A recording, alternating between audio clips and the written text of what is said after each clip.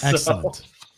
um, yeah, it's really funny how that all is working. It's like you put your ballot in your envelope to put into your other envelope to then put into your last envelope to then send out. Yeah. Yeah. Well, I mean, it is a level of security. Make sure people are paying attention. And we know there has been some shenanigans about early Yeah, mail-in voting and there's already absentee news coming out of ballots. like hundreds of thousands of ballots being thrown out already, I think. Yeah, being rejected. Signatures haven't been matching. I don't know if you've looked at any of the early polling data and kind of seen, what kind of responses have been coming in or anything like that. I haven't, no. Okay. There are a couple websites that are doing analysis. I can't remember any of them off.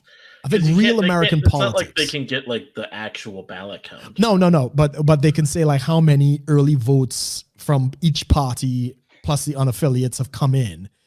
It doesn't mean that every Democrat is voting Democrat. It doesn't mean every Republican is voting Republican and the unaffiliated is whatever. But it's not looking good for the Democrats. It's really, yeah. So I think, for instance, in Florida, they needed at least 700,000 ballots from the Democrats to even have a chance at taking the state. Right. Because, they expect the in-person voting is going to be so high. And I think they've just dropped below 400. I'm going to have you keep talking about that. I'm going to take a quick, 15-second. Okay. Yeah. No problem. So, yeah, with that, I think one of the guys was Real American Politics on YouTube, guys. So if you want to go and look at this, it's a young kid. And I think the other one is like Red Eagle Politics or something. And they're going through the analysis of all the different states. And they expect the Democrats to have a very early lead with the mail-in ballots and the early voting. But what they're finding out is the margin of the lead that the Democrats have is so much smaller than the response that they're getting from the Republicans. And we expect a massive turnout of the Republicans on election day. It's looking very, very good for President Trump to get his possible. I'm not saying it's going to be a landslide, but it's looking very, very positive. And of course, the left is spinning it in the other direction. They're saying, well, look, Biden is ahead, but that's not how you analyze the early voting. I mean, by my vote, I'm voting for who I want to win. Yes, but there is, you can have these different, what is it? Concurrent, I think is the word. Yeah, concurrent. Right. Views, it's like on one hand, it's like I'm voting for by what I feel. Someone lines up with my beliefs. But I'm seeing, the Trump versus just personally, I see the Trump in terms of Trump versus Biden. Trump, kind of a 60-40 Trump to win. I even had I do have some people that I know that know a little bit about like certain odds and stuff, and so we looked over for out of curiosity, we looked at the Vegas odds. It's pretty close. Yeah, I think Trump is slightly ahead. Yeah. And it depends on what system you're using to look at it. There's even some interesting bets, what is it? There's a difference between. Oh, okay. So here's what it was. Like the least likely scenario when it comes to popular vote versus electoral college. So they had bets on that. Mm-hmm. So I think the least likely scenario by Vegas was a Republican popular vote win. Right. With a Democrat electoral win. Interesting. That was like a very that was the least likely situation in this. I'd almost like to look at what their libertarian candidate odds are. What are the odds? You could retire if that works out. Yeah, that's like, you put $1 in and you retire the next day. yeah, the odds would be astronomical. But I mean, speaking of the president, did you see the final debate with Biden did. So, and Trump? I did get to watch it. In terms of like decorum and actually being a proper debate compared to the first one, I actually liked it. It was much better. President Trump actually showed up. He had some points. Now, some people that I know that are more on the Biden side of things were trying to, dismantle trying to break down some stuff. And I'm like, okay, cool. But I looked at it and I said, here's the thing, like he's using some really good tactics to get people to really question Biden a lot. Mhm. The whole like, you've been in the Senate, you were the vice president, you didn't get any of the stuff that you want to do now done back then that you could have got done back then, and now you want to just all of a sudden just, oh, I'm going to totally do this, guys. Like, no, Yeah. it's not how this works. Yeah, his use of that, and that is going to be the sticking point, and I think it's going to be a problem for pretty much every incumbent politician going into a presidential election, or at least in the foreseeable future. You've been in the Senate or the House for so long. And not only that, Biden was a vice presidential, candidate. Mm-hmm. He was, one person's separation from the seat of power.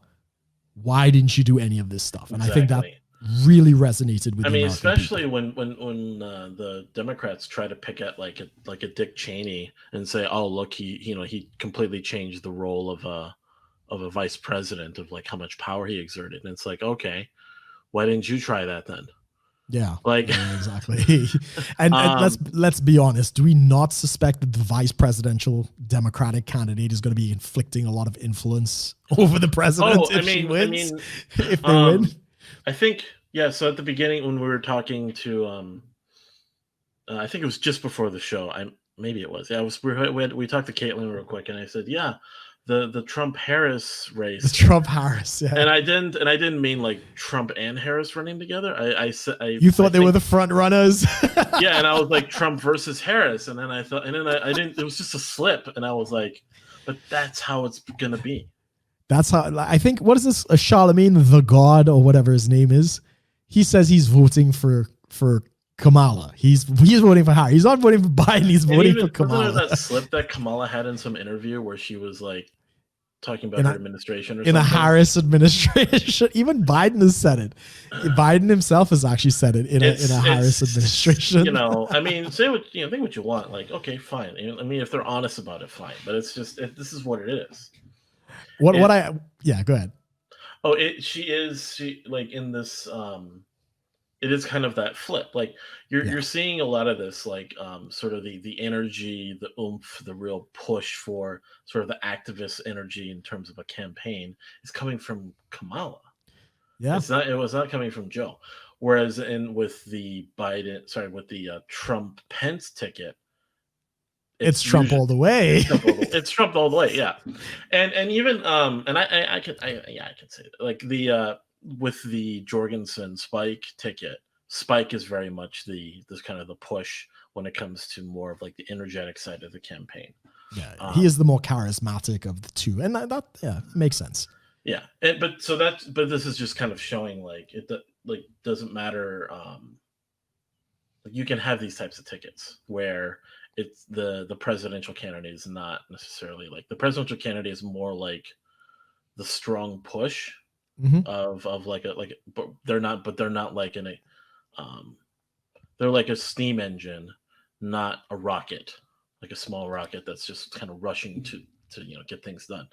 So I'd say Biden is more like a weather balloon than anything else. But he's Sleepy Joe.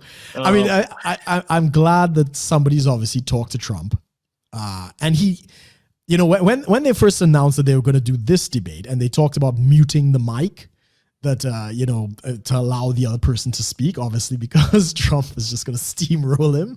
Mm-hmm. I think he learned his lesson, and this is what he didn't learn from the first one. And as I was saying, incumbent presidents always do bad in the first debate because you never know what they're going to come with. You can see now he's kind of pulled himself together and everything like that, and he let Biden talk. And when you let Biden talk, Biden shits the bed, right? Yeah, Biden buries himself.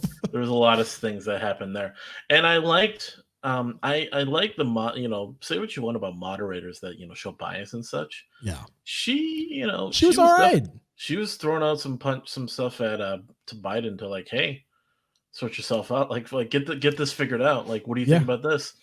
Because she even addressed the argument, like, okay, so with your like 40-some, however long he's been in the Senate, 47 years, 47 years in the Senate, 8 years as a vice president, what have you done?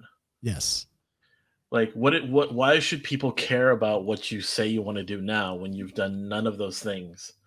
And Yeah. and um what I realized was, yeah, all the things he wanted to do that he just wants to do now that he didn't do during his entire time.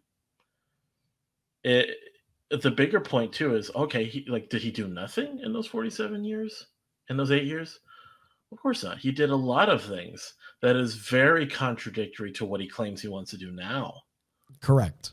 You know, He for the sponsored the crime Democrats, bills. yeah, Doubled for the Democrats, incarceration. Yeah. yeah, for the Democrats to be pushing for, sort of this like pro-immigrant, pro-BLM, pro sort of minority, the kind of thing. Uh, Not to say it's necessarily bad, but to then have this entire history before showing you don't support that you've actually, people want to talk about the militarization of the police and police brutality and all this, when it's actually a lot of Democrats that have actually played into that. Like Correct. what was it? He called it, like, he wanted some cities that he was like voting on. He introduced some bills and he literally said, well, I don't want my children to be in like, he called it like an urban jungle when he was talking about something like that. like Very he's racist. Yeah, very racist. You ain't black. Yeah, I mean, and then you heard about 50 Cent and Chelsea Handler? Yes, well, we could get on that in a sec, but yeah. We'll get on that in a sec. Yeah, so a couple of things from the debate that I thought was, I mean, obviously, absolutely well executed. Definitely when the fuck up at the end with Biden basically saying he's going to phase out fracking and oil and natural gas. Oh, I saw that. The memes about this. And he's like, I'm going to phase out oil, and then the moderator just goes, why would you do that? Why would you do that? Someone caught her face and did like an awkward zoom in, like, yeah, why would you do that? It's kind of like, you don't admit that shit, man. And Trump is there like, do you hear that, Texas? Do you hear that, Pennsylvania? And what was great, I think I shared it with you and the guys and Corey in the private chat that we have. The Google search after the debate in Pennsylvania, can I change my vote? Skyrocketed as a search on Google. So I think there's a lot of buyer's remorse after that debate. That is definitely a problem, I think, with this election right now, is for how many people have already voted before the debates have even concluded. Yes. And I mean, there's some diehards. There's nothing you're going to change their mind about, and I get that. Yeah. Have you? Oh, that may have to be another show. We'll have to talk about that on our closer to election day episode.